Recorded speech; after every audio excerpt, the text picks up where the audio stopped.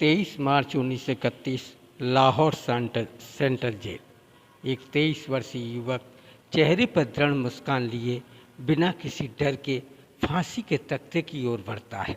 वह जानता है कि यह अंत नहीं बल्कि एक नई क्रांति की शुरुआत है।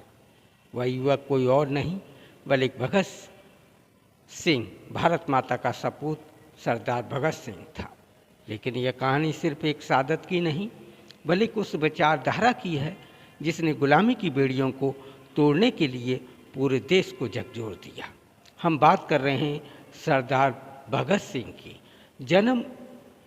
भगत सिंह का जन्म 28 सितंबर 1907 को पंजाब के लायलपुर ज़िले, अब पाकिस्तान में है, बंगा गांव में हुआ था। जब वे पैदा हुए तो उनके घर में पहले से ही स्वतंत्रता संग्राम की ज्वाला जल रही थी।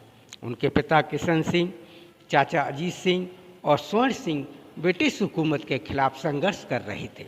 बचपन से ही भगत सिंह के कानों में क्रांति की कहानियां गूंजती थी। वे खेतों में खेलते समय मिट्टी से बंदूक बनाते और अंग्रेजों के खिलाफ युद्ध लड़ने की कल्पना करते थे। 13 अप्रैल 1919 को जलियांवाला बाग हत्याकांड ने उनके बाल मन को झकझोर दिया। उन्होंने उसी दिन संकल्प लिया कि वे भारत को आज़ाद कराएंगे। भगत सिंह की प्रारंभिक शिक्षा लाहौर के नेशनल कॉलेज में हुई। यहाँ वे लाला लाजपत राय, भगवती चरण बोहरा और सुखदेव जैसे क्रांतिकारियों के संपर्क में आए। जल्दी ही वे हिंदुस्तान रिपब्लिकन एसोसिएशन से जुड़ गए, जिसे बाद में हिंदुस्तान सोशलिस्ट रिपब्लिकन एसोसिएशन नाम दिया गया। 1928 में साइमन कमीशन के विरोध के प्रदर्शन के दरमियान अंग्रेजों ने लाला लाजपत राय पर लाठियां बरसाई, जिससे उनकी मृत्यु हो गई। यह घटना भगत सिंह के लिए निर्णायक मोड़ थी। उन्होंने अपने साथियों राजगुरु, सुखदेव और चंद्रशेखर आज़ाद के साथ मिलकर ब्रिटिश पुलिस अफसर जॉन साडर्स की हत्या कर दी, जो असल में स्काउट को मारने की योजना थी। भगत सिंह और बटुकेश्वर दत्त ने 8 अप्रैल 1929 को दिल्ली की सेंट्रल असेंबली में बम फेंककर ब्रिटिश सरकार को हिलाकर रख दिया। उन्होंने नारे लगाए, इंकलाब जिंदाबाद, इंकलाब जिंदाबाद, साम्राज्यवाद मुर्दाबाद। उन्होंने वहाँ से भागने के बजाय स्वयं को गिरफ्तार करा लिया ताकि वे अदालत में अपनी विचारधारा का प्रचार कर सकें। भगत सिंह ने जेल में रहकर कई क्रांतिकारी पुस्तकों का अध्ययन किया।